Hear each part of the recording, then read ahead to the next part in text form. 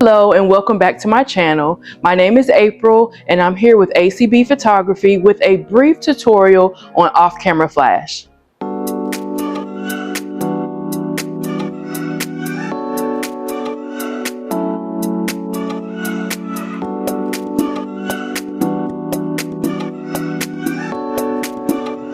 Okay, let's get started real quick. As photographers, we know that every situation is not an ideal shooting situation. For example, we have natural light photographers that know how to dial in their exposure on their camera and get some great pictures. But sometimes outdoor photography, for example, is not an ideal solution. The sun may go down too quickly. You may have a lot of shadows in the area that you're shooting in. So learning off-camera flash is very essential in order to be able to control and modify your light. I want to share with you some of the items that I use in my everyday photography that helps me to balance the light, control the light, create light, modify the light the way that I want to. So let's start with my main light. My main light is the Godox AD400. I absolutely love this light. This is my main light for most of my sessions, well, pretty much all of my sessions. I love it because it has a modeling lamp to where you can turn it on and see exactly how the flash is going to hit your subject. So you know where the shadows are, you know if you want those shadows in your picture, you can see them instantly. I love that. This light, you have to watch using the modeling lamp so much because it can drain the battery, but for the most part, this is an excellent light source. Now, with that being said, most of the time I'm going to use a 3-light setup in my portrait photography. I shoot mostly studio photography, and most of the time I'm going to have a 3-light setup. This is my main light, and I'm usually going to have it over. And most of the time I'm going to have 2 edge lights behind my subject. Now in my edge lights, I use a variety of lights. This one over here, I typically use the Godox AD400.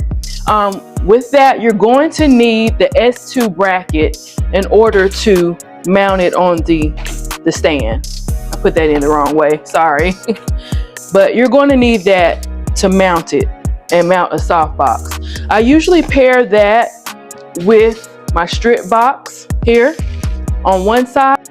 I'm also going to have a strip box on the other side, because what that's going to do is edge out your subject and give it that beautiful crisp outline to your subject. And what that does, it also makes your subject pop from your backdrop. So most of the time that's what I'm going to use. Now as far as modifiers, depending on what type of look, what type of feel I'm going for with the session, I'm going to use a variety of modifiers for my main light. So let's start with the Octabox. This is a Godox 35-inch, it may be a 37-inch Octabox. And as you notice, this one does not have a grid. So this allows the light to spread.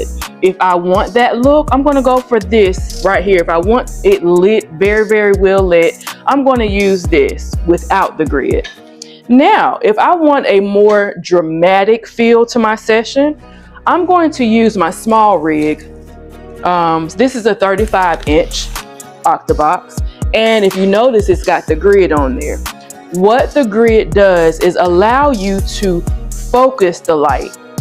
Where this modifier is going to spread the light or spill the light, this one is going to focus exactly where you want that light to go. So it's not going to spill on the background, it's not going to spill off the subject, it's going to point directly on the subject. So if I'm looking for that real edgy, crisp, focus light, I'm going to use this one.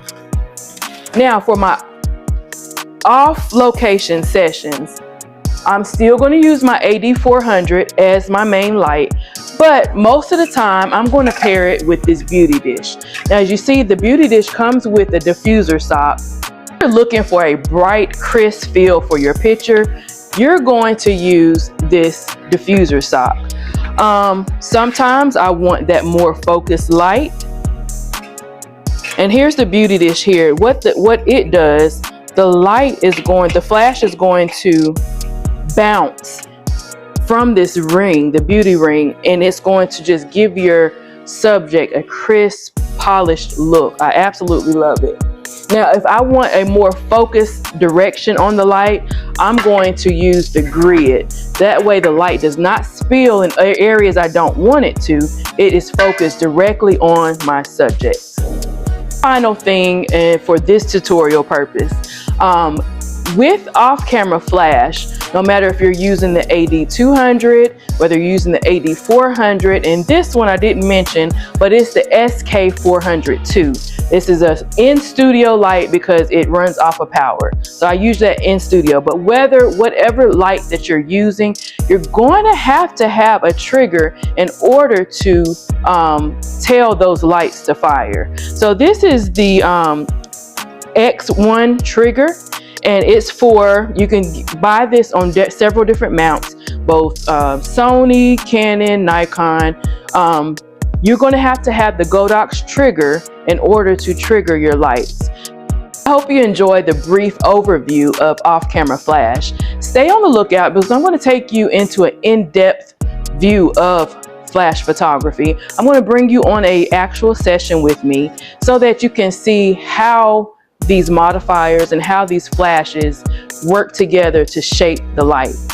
With that being said, if you appreciated the tutorial, leave me a comment below. Let me know if you're going to use any of these techniques. Also, let me know if there's something in particular that you have a question about. I'll be happy to do more videos on that.